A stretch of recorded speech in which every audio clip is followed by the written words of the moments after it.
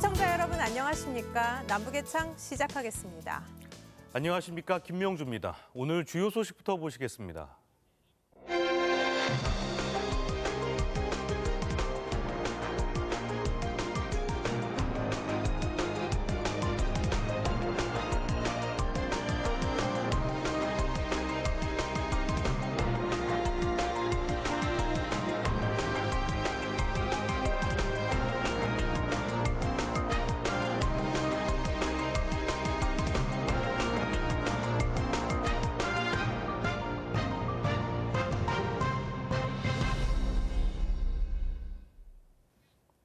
북한의 최대 정치 행사인 8차 당대회 모습이 공개됐습니다. 코로나 방역을 그토록 강조하면서도 수천 명이 실내에 모이는 행사를 그것도 규모까지 늘려서 개최했는데요. 김정은 위원장은 엄청나게라는 표현까지 써가면서 경제 목표가 크게 미달했다 이렇게 고백했습니다. 대남 문제를 고찰하고 대외 관계는 전면적으로 확대하겠다고 했는데 남북, 북미 관계 개선에 신호탄이 될지 주목됩니다. 이슈엔 한반도 정은지 리포터입니다. 평양 4.25 문화회관에 당대회 대표자들을 실은 버스가 속속 도착합니다. 참가자들은 김일성, 김정일 초상화에 단체로 인사를 하고 김 위원장 사진도 둘러봅니다. 100마리 탄 사진부터 하얀색 원수복을 입은 사진까지 복도에 가득 걸렸습니다. 코로나19 초특급 방역이 진행되고 있는 상황 속에서 모두 빽빽하게 붙어 이동했습니다. 최고領導자 김정은 동지께서 4.25 문화회관에 도착하셨습니다. 전용 리무진에 타고 도착한 김정은 위원장. 양복에 은색 넥타이를 맸던 7차 당대회 때와는 달리 이번엔 검은색 인민복 차림이었습니다. 김 위원장은 우레와 같은 박수와 함성 속에 단상에 올라 개회사를 읽어내려갔습니다.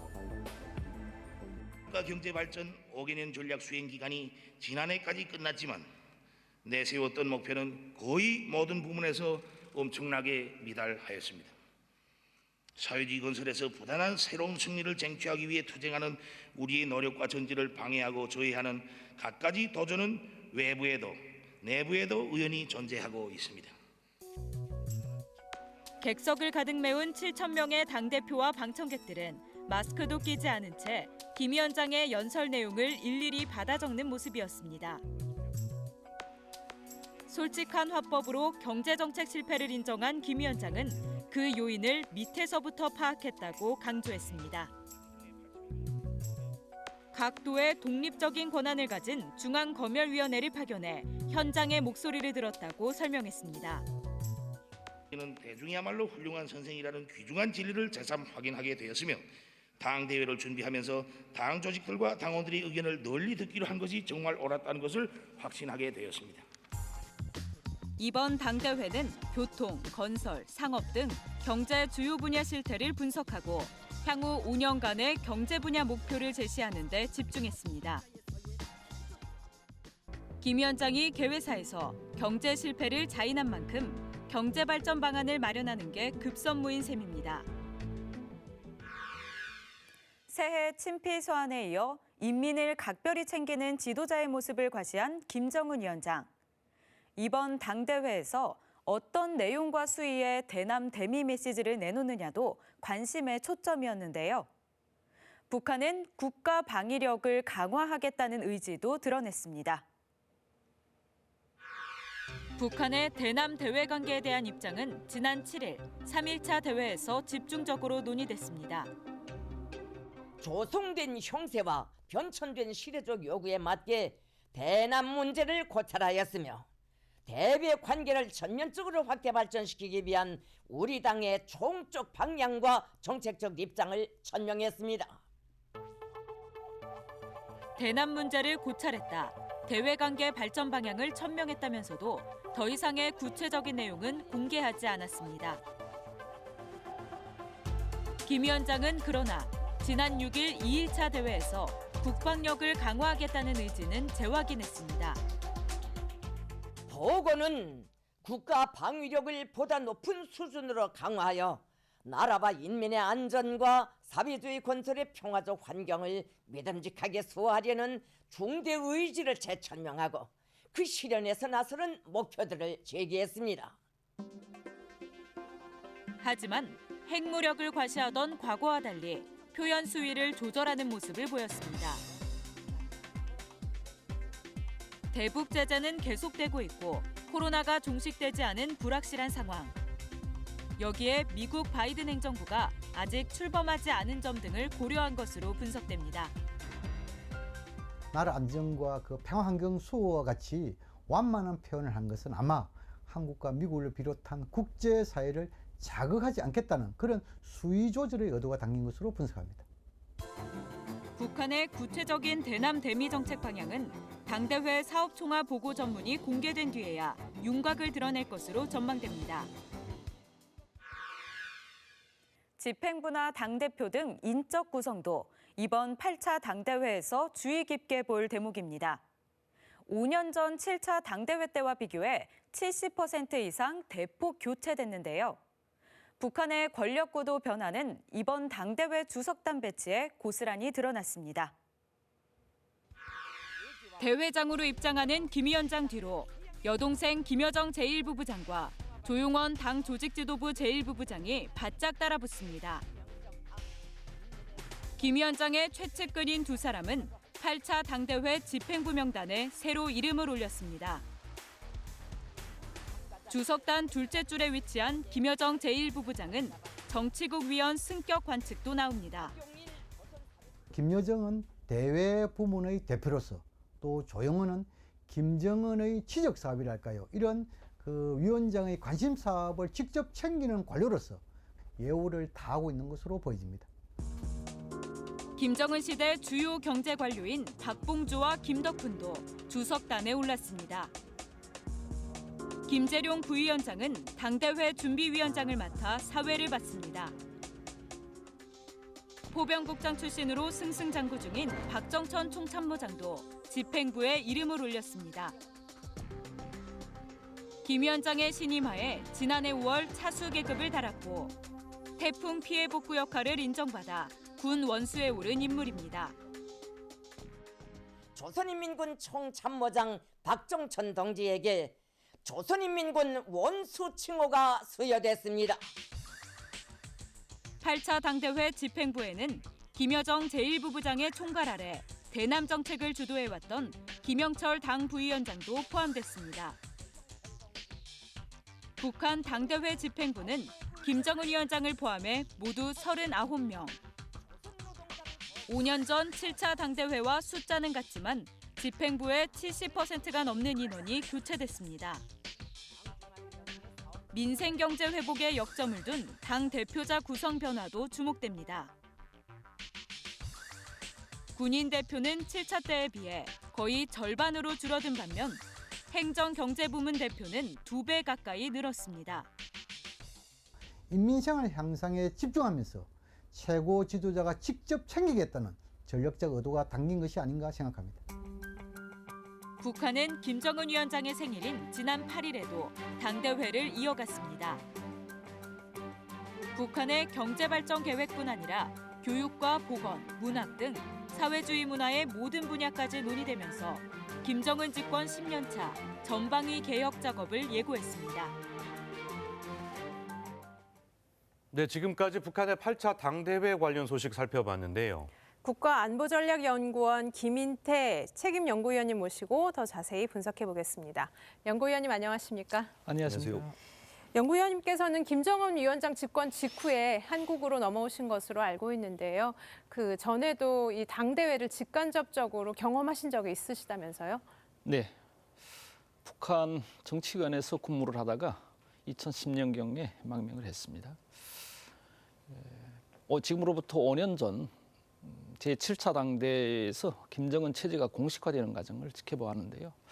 그보다 앞서 어린 시기에 제6차 당대회를 경험할 수가 있었습니다. 당시 북한은 제6차 당대회를 통해서 세 가지 방향성을 추구를 했습니다. 김정일 후계 체제를 공식화했고 그리고 사상기술 문화의 3대 혁명 노선을 재천명을 했습니다. 더 경제발전과 관련한 10대 전망 목표를 천명을 했는데요. 이 분위기에 맞춰서 당시에도 당대회 직전에 100일 전투를 전개를 했습니다. 부모님들이 각자 맡은 업무에 이제 전심하던 과정을 지켜봤는데요. 당시 가족분들 중에 한 분이 당간부를 하시면서 6차 당대에 참석을 했었습니다. 당대에서 김일성, 김정일 부자와 기념 촬영을 하고 많은 선물을 받고 돌아왔었는데요. 이를 가족 친척분들이 모여서 다 함께 축하를 했던 그 기억이 지금도 잘 납니다. 네. 네, 이제 위원님 이제 이번 당대회 얘기를 좀 해보면 가장 그 주목을 해야 될 부분이라고 할까요? 이제 김정은 위원장의 솔직한 화법이었는데 그 경제가 어렵다고 자인을 했어요, 공개적으로. 근데 김일성, 김정일 이 선대 때와는 좀 다른 행보인데 북한 경제가 얼마나 어렵길래 이렇게 나온 겁니까? 수령의 유일 체제 하에서 정책 실패는 곧 노동당의 정책 실패이자 수령이 영도적 권위에 저촉이 되는 문제입니다. 네. 이러한 탓에 북한은 수령의 무오류성을 철저한 원칙으로 강조를 해왔었는데요. 이에 비하면 이번 8차 당대회를 통해서 북한이 공식적으로 국가경제발전 5개년 전략에 심각한 부진을 지적하거나 특히 김정은 위원장이 직접적으로 언급한 문제는 상당히 이례적이라고 평가할 수가 있겠습니다. 북한은 지난해에 이어 올해까지 지금 장기화가 되고 있는 삼중고 환경에서 상당한 경제적 어려움에 처하고 있습니다. 특히 민생 여건이 더욱이 악화되고 있는 부분이 주목이 되는데요. 식량 수급을 포함한 민생 여건이 악화가 되면서 노동당 자체가 이 부분 해결에 총력을 기울이고 있는 상황입니다. 저희는 아무래도 대외 메시지에 관심이 가장 쏠리는데요. 남한과의 관계는 고찰하겠다 이렇게 했고 대외 관계는 확장하겠다고 했습니다. 앞으로 이 대외 관계 어떤 것으로 예상하시는지요? 네. 제7차 당대회에 비해서 보다 현실적이면서 실리적인 대회를 추구하는 이번 8차 당대회의 추진 과정을 놓고 볼 때 그리고 북한이 현재 처하고 있는 대내외적인 여건상 대외적인 관계 해소는 필수적인 부분일 거로 예상이 됩니다.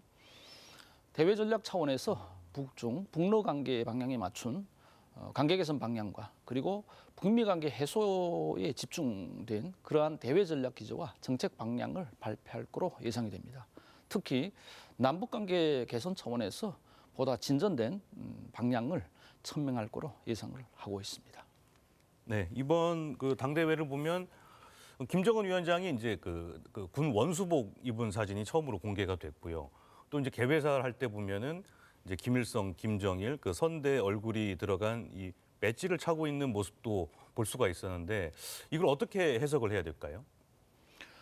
북한 유일 체제 하에서 우상화는 항구적인 그러한 요소라고 평가할 수가 있겠습니다. 김정은 시대 이후 북한의 이제 우상화는 크게 두 가지 단계로 추진이 되어 왔습니다.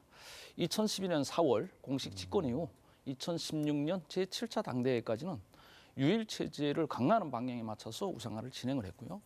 제7차 당대회 이후 5년 기간은 수령 영도 체계를 강화하는 방향에 좀 더 중점을 둬서 우상화를 진행을 했습니다. 이러한 방향성에 비추어 볼 때 지난해 당 창건 75돌을 계기로 해서 김정은 위원장에 대한 직접적인 우상화 수위를 상향을 시켰는데요. 그 과정이 이번 8차 당대회 과정을 통해서 잘 나타난 거라고 볼 수가 있겠습니다. 8차 당대회 마지막 일정에서 조선농당 당중앙 지도기관 구성을 할 텐데요. 여기서 이제 핵심적인 부분은 김정은 위원장의 노동당 위원장 재추대 부분입니다. 이 부분에 맞춰서 8차 당대회를 마감을 하고 그리고 북한 전체에 해당한 경축 분위기를 전개시킬 거로 그렇게 예상을 하고 있습니다. 연구위원님 말씀 여기까지 듣겠습니다. 예, 오늘 말씀 감사합니다. 감사합니다.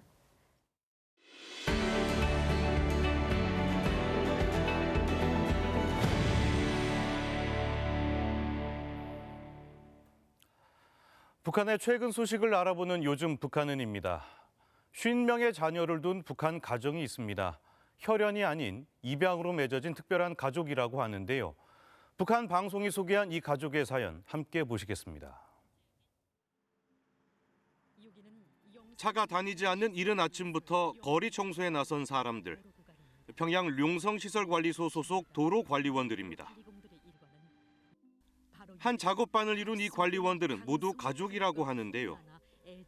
장명신이라는 여성이 입양해 키운 자녀들이라고 합니다.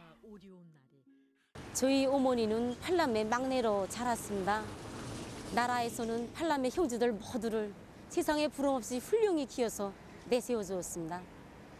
어머니는 그 고마운 사회주의 제도에 조금이라도 보답하기 위해서 고난의 행군 시기부터 부모 없는 아이들을 데려다 키우기 시작했습니다. 1990년대 주민들의 희생을 강요했던 고난의 행군 시기. 부모를 잃은 아이들이 급증하면서 북한에서 큰 사회 문제가 됐습니다. 이 시기에 장명신 씨는 50명의 고아를 입양하게 됐다고 하는데요. 당시 고아 수용 시설이 부족했던 북한은 각종 혜택을 주며 입양을 장려했습니다. 아마 구역에서 우리 가정처럼 제일 큰 집은 없을 것입니다. 나라에서는 우리 가정을 위하여 5가짜리 새 집을 안겨주었습니다. 그리고도 새로 건설한 초등학원, 중등학원에 우리 동생들을 선참으로 불러주었습니다. 지금은 여러 자녀들이 어머니를 따라 도로관리원이 됐고 작은 음악단을 만들어 위문 공연도 다니고 있습니다. 북한 매체는 입양으로 맺어진 이 가족을 사회주의 대가정의 본보기라며 체제 선전에 활용하고 있습니다. 우리는 이들의 모습에서 누구나 서로 돕고 이끌며 하나의 대가정을 이룬 우리나라 사회주의 제도의 아름다운 면모를 다시금 느낄 수 있었습니다. 북한의 입양 가정에서 부모는 은혜를 베푸는 당을, 자녀는 당에 충성을 바치는 주민들을 상징합니다. 최근 북한 방송이 입양 가정을 조명한 것도 코로나19와 경제난 속에서 주민들을 결속시키기 위한 의도로 풀이됩니다. 북한의 각종 주요 행사에 한복을 차려입고 나온 여성들 모습 많이 보셨을 텐데요. 북한 당국이 일상생활에서도 한복 입기를 권장하고 있기 때문입니다. 북한의 한복은 우리의 한복과 어떻게 다른지 함께 보시겠습니다. 다채로운 빛깔의 한복들이 저마다의 맵시를 자랑하는 곳, 평양에 있는 한복점입니다. 북한에선 한복을 조선옷이라고 부르는데요. 새해를 맞아 한복을 사려는 손님들의 발길이 이어지고 있습니다. 1월부터 새해에는 품들여 준비한 깨끗한 옷을 입고 웃사람들에게 세배를 드리는 것이 하나의 민족적 풍습으로 되어 왔습니다. 그래서인지 오늘 손님들이 밝고 화려한 양상의 조선옷들을 많이 찾습니다. 양력설을 쇠는 북한에선 한복을 차려입고 사진관을 찾아 가족 사진을 찍기도 합니다. 북한의 한복 색깔은 우리 것보다 밝고 화려한 게 특징인데요. 무늬도 더 많이 들어간다고 합니다. 최근엔 우리의 문화재청에 해당하는 민족유산보호국 산하기관에서 사회초년생을 위한 한복을 선보이기도 했습니다. 일상생활에 불편하지 않게 소매의 폭을 줄이면서도 한복 특유의 곡선을 유지했는데요. 사회에 나와서 처음으로 해 입는 치마 저고리인데 연한 노란색으로 거상하게 했으면 합니다. 예, 20대 처녀의 옷으로서는 정말 제격입니다. 연한 노란색에다가 개나리색 이렇게 조화를 시켰는데 명랑하고 발랄하고 아주 경쾌한 것이 좋습니다. 김정일 전 국방위원장은 여성들이 입는 조선 치마 저고리는 세상에 자랑할 만하다며 한복 차림을 적극 권장하기도 했습니다. 북한에선 지금도 주요 행사 때마다 한복을 입은 여성들을 쉽게 목격할 수 있는데요. 북한 당국이 한복의 생활화를 추진하고 있지만 경제난을 겪고 있는 일반 주민들에겐 만만치 않은 가격이 부담으로 작용하고 있습니다. 지금까지 요즘 북한은이었습니다.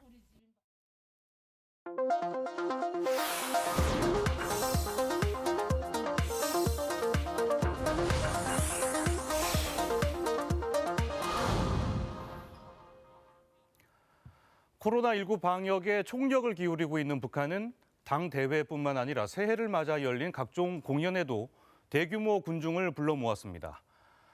야외 무대 주변에는 마스크를 낀 수만 명이 몰렸고요.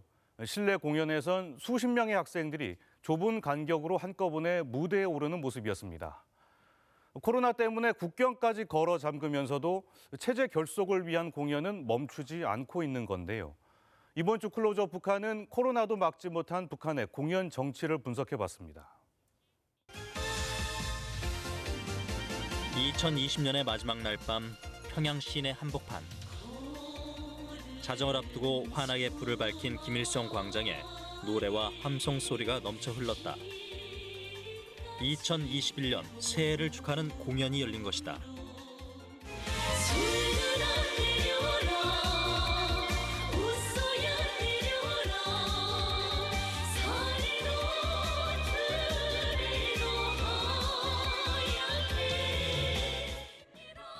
삼지연 악단, 청봉 악단 등 북한의 내로라는 가수들이 참가해 흥을 돋웠고 빠른 템포의 곡에 맞춰 선보인 현대무용은 관람객들의 눈길을 사로잡았다. 그런데 광장 안팎으로 빽빽하게 들어찬 주민들의 모습은 초특급 단계라는 북한의 코로나19 방역 상황을 무색하게 했다. 같은 날 진행된 북한 학생들의 설맞이 공연도 상황은 비슷했다. 관람석을 한 칸씩 띄어 앉긴 했지만 간격이 매우 좁았고 수십 명의 학생들은 마스크도 쓰지 않은 채 무대에 함께 올랐다.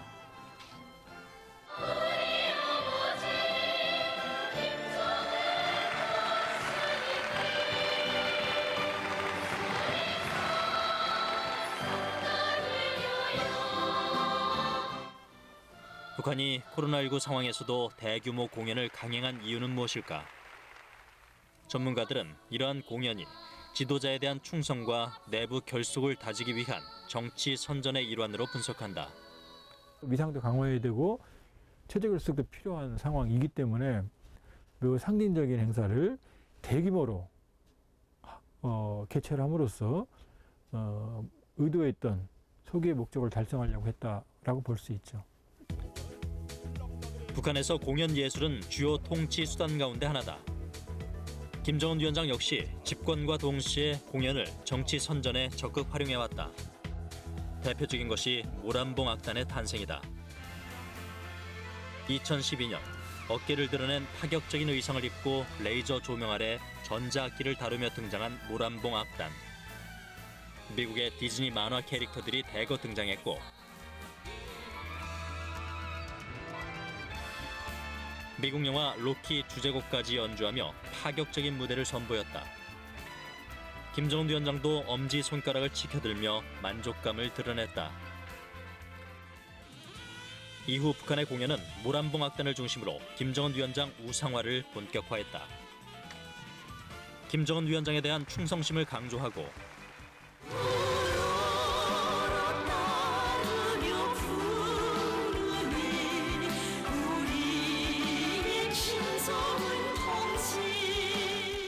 김일성 일가의 혈통을 부각시키는 노래를 만들어 정치적으로 활용했다.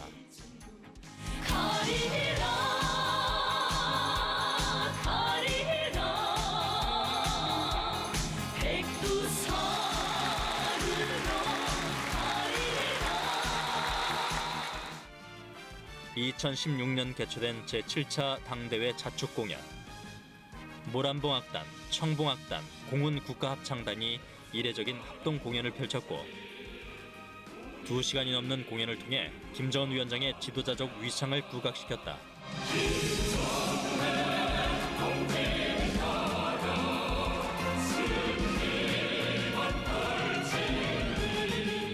김정은 시대에 가장 강조되고 있는 것이 음악 정치라고 할 수가 있습니다. 바로 이 공연을 통해서 북한 당국이 주민들에게 선전하고자 하는 내용을 직접 전달할 수 있고 또 무엇보다 내부 결속을 다지는 데는 이 음악 공연만큼 또 효과적인 게 없거든요. 북한 공연은 해를 거듭할수록 형식적인 면에서 변화를 꾀했다. 그 절정은 2019년 신년 경축 공연이었다. 북한을 대표하는 예술 단원들이 총출동한 무대.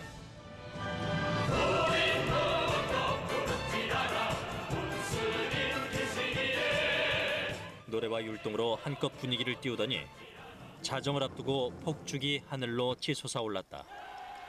새해를 맞는 카운트다운이 시작된 것이다.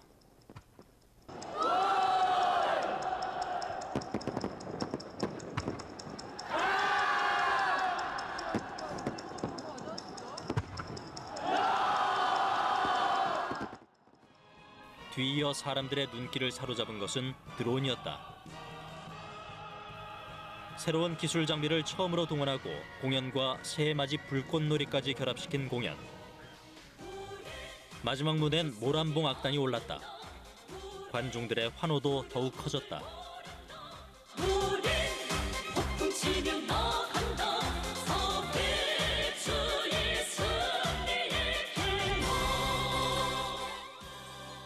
그야말로 북한 체제 선전의 종합판이라 할 수 있는 공연이었다.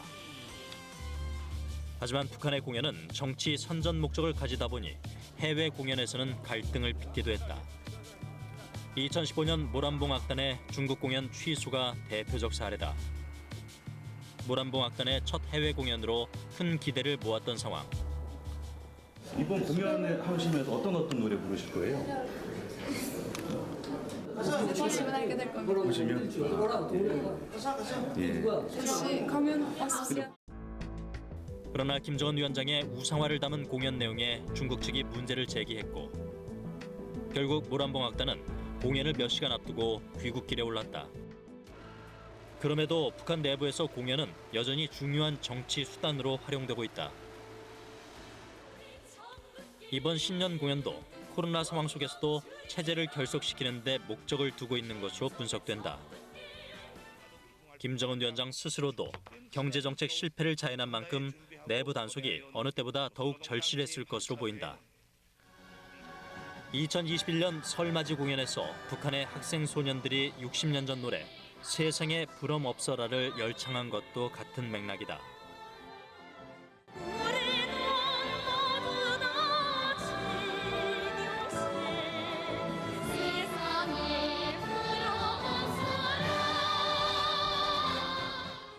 그러나 이번 2021년 신년 경축 공연에선 북한의 어려운 경제 상황이 일정 부분 반영됐다는 평가가 나오고 있다.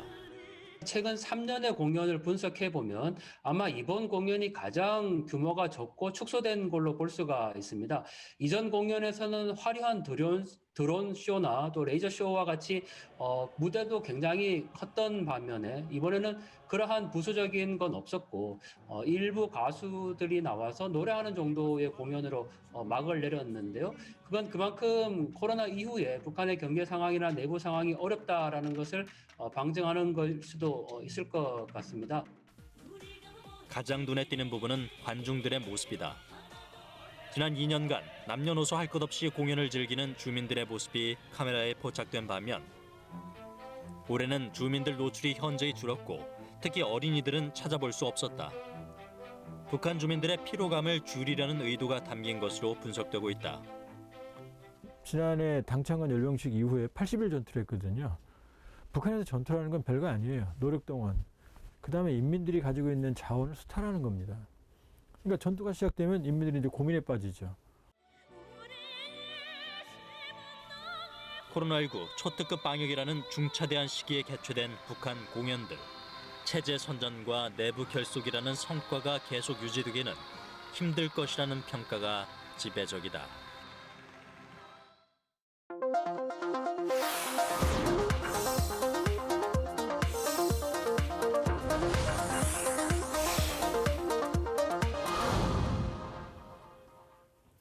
북한에서 국군 포로 가족은 이른바 적대 계층으로 분류돼서 차별과 감시 속에 살아가는 것으로 알려져 있는데요. 네, 북한에서 탄광 노동을 하면서 힘겹게 살다가 탈북한 국군 포로 가족이 있습니다. 최윤 리포터가 만나보셨죠? 네, 충남 아산시에서 미용사로 일하고 있는 이수진 씨 이야기인데요. 이 북한에서 워낙 감시를 받으면서 살다 보니까 한국 생활 적응이 쉽지 않았다고 하더라고요. 그런데 북한 탄광에서 일했던 그 전 직장 동료를 이제 한국에 와서 다시 만났다면서요? 네, 맞습니다. 이 사랑으로 북한 생활 트라우마를 극복한 탈북민 부부의 특별한 사연, 지금부터 함께 만나보시죠. 아담한 건물들이 옹기종기 모여있는 작은 마을. 이곳에 남다른 손길로 입소문이 난 미용사가 있습니다. 사장님 안녕하세요. 어서 오세요. 안녕하세요. 2006년 함경북도 온성에서 남한으로 온 이수진 씨입니다. 저 2016년도부터인가 했어요. 원래 이렇게 만들고 이런 걸 되게 좋아해요. 누군가 머리 만져주고 이런 걸 되게 좋아하고 하는데 아 이거 나도 한번 해보고 싶다 생각 들어서 그때부터 배우기 시작하고 한 거예요. 아는 사람 하나 없는 곳에서 미용실을 개업했지만 지금은 수진 씨만 찾는 단골 손님이 많은데요. 저희 만난 지 한 5년 좀 넘었어요. 굉장히 꼼꼼하고요. 세심하고, 예. 이렇게 한 분 한 분한테 그 사람한테 맞게 이렇게 물어봐 가면서 예, 그 사람에 맞게 잘 해주시는 것 같아요. 수진 씨에게 머리 손질은 하나하나의 작품을 만들어가는 과정입니다. 드디어 완성된 머리를 확인하는 순간 잘 나왔네. 그쵸? 밑에만 해도 괜찮네. 제가 원하던 스타일로 잘 나온 것 같아요. 쉬는 동안에도 미용사에게 필요한 공부를 게을리하지 않습니다. 한국 생활 16년 차에 접어든 수진 씨. 이제 개인 미용실을 운영할 정도로 안정적인 삶을 꾸렸지만 여전히 이방인 같은 기분은 지울 수 없다고 합니다. 수진 씨는 북한에서도 이방인 취급을 받으며 미래를 꿈꿀 수 없는 삶을 살아야 했습니다. 국군 포로의 가족이었기 때문입니다. 할아버지가 국군 포로다 보니까 아버지도 많이 고생했고 엄마도 마음고생 많이 했고 온 집안이 그냥 모든 게 다 감시였거든요. 집에 오는 사람이 다 스파이였어요. 다 감시 대상이었고 하여튼 그냥 그렇게 살았어요. 부산 출생인 할아버지는 19살의 나이로 6.25 전쟁에 국군으로 참전했습니다. 하지만 북한에서 포로로 붙잡히면서 온갖 고초를 겪어야만 했는데요. 가족들 역시 탄광으로 끌려가 고된 노동을 감수해야만 했습니다. 아빠도 할아버지 탄광에 일했으니까 아빠도 똑같이 탄광에서 일했죠. 나도 탄광에서 일했고. 근데 북한에서는 부모가 탄광이면 자녀도 탄광이에요. 결국 2004년 할아버지가 70이 넘는 나이로 탈북을 했고 2년 뒤 북한에 남아있던 가족들도 한국으로 넘어왔습니다. 하지만 북한에서 차별과 감시를 견뎌내야 했던 생활 습관 때문에 한국 생활 적응이 쉽지 않았습니다. 모든 사람을 다 이렇게 믿지 못하고 그 사람이 말하는 거랑 행동 하나에 되게 민감하게 반응해요. 혼자 막 생각해가지고 나만의 드라마를 딱 써가지고 벽을 딱 치고 그다음에 조금 저한테 좀 어떠는 것 같으면은 공격하고 그런 것 때문에 제가 한국 와서 한 7년은 굉장히 힘들었어요. 나왔어. 힘들 때마다 묵묵히 옆을 지켜준 고마운 남편입니다. 뭐라도 좀 도와주려고 하다 보니까 그냥 바닥이라도 쓸어주는 거거든요. 사소한 일이라도 아내에게 도움이 되고픈 광철 씨. 그런 남편에게 고마움을 표현하기 위해 수진 씨가 솜씨를 발휘합니다. 머리를 좀 길렀으면 좋겠는데 내가 신랑 머리 파마해주는 게 최대의 목표다. 남편분께서는 사장님 소원 이루어 드릴 수 있을까요? 영업을 마친 수진 씨 부부가 집으로 향합니다. 퇴근길에도 꼭 붙어 있는 두 사람을 보니 괜히 제가 다 셈이 났습니다. 수진 씨가 한국 생활에 어려움을 느낄 때 남편이 그 누구보다 큰 힘이 됐다고 하는데요. 그런데 이 부부 첫 만남부터 심상치 않습니다.